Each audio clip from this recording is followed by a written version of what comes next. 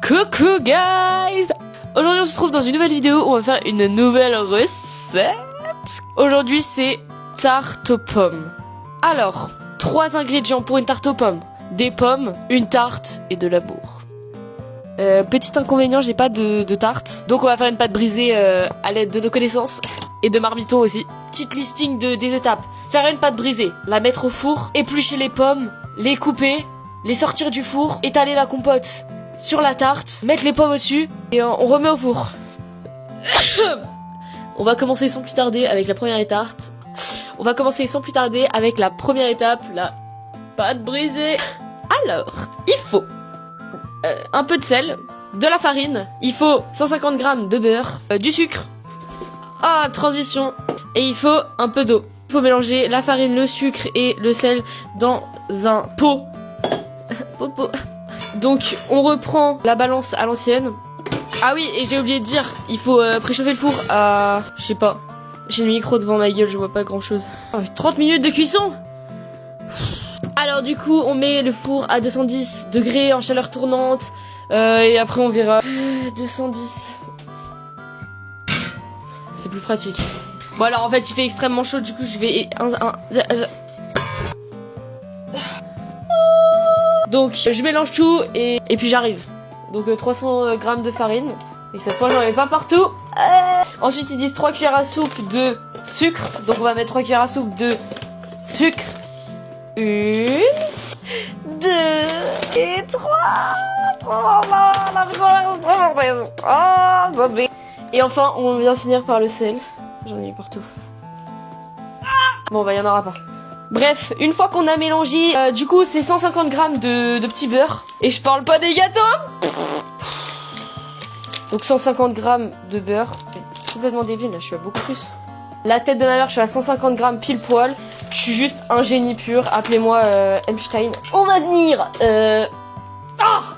trop de cheveux.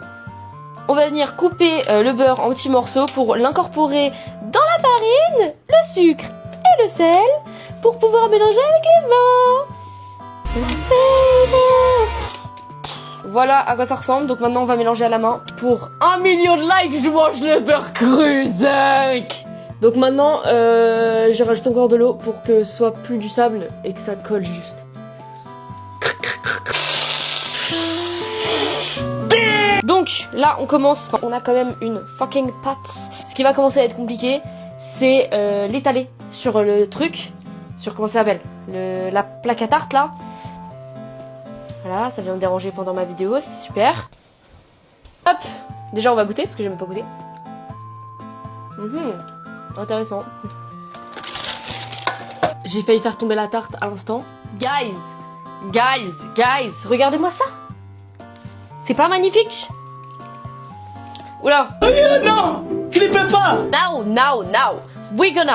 On va faire des petits pics. Voilà, la tarte dorée.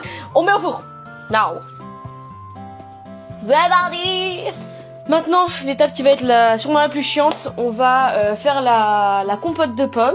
C'est fait. Donc maintenant, on va éplucher les pommes et les couper. Je suis munie de mon couteau et de mon éplucheur pour couper ces magnifiques pommes. Un de mes talents cachés, voilà, j'ai coupé une pomme en entier. Je vais vous montrer l'ampleur des dégâts de la cuisine. Bon, du coup, une fois que la pâte est cuite, alors, on voit qu'elle est pas trop cuite là. Elle est pas cuite là. C'est pas grave, j'adore les pâtes qui sont pas cuites, donc on va faire avec.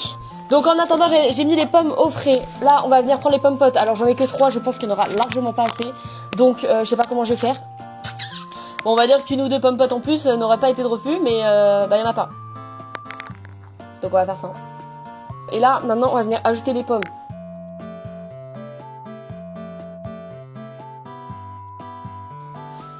Voilà la gueule de ma tarte aux pommes. Remonte. Tu vas prendre ton sucre de canne et tu vas en saupoudrer un peu. Et une fois que t'as fait ça, tu vas venir l'enfourner encore un petit peu pour que ça dorisse. Et on repart sur quelques minutes de cuisson, j'ai chaud. J'ai oublié la tarte dans le four, du coup elle est cramée. Allez, bisous.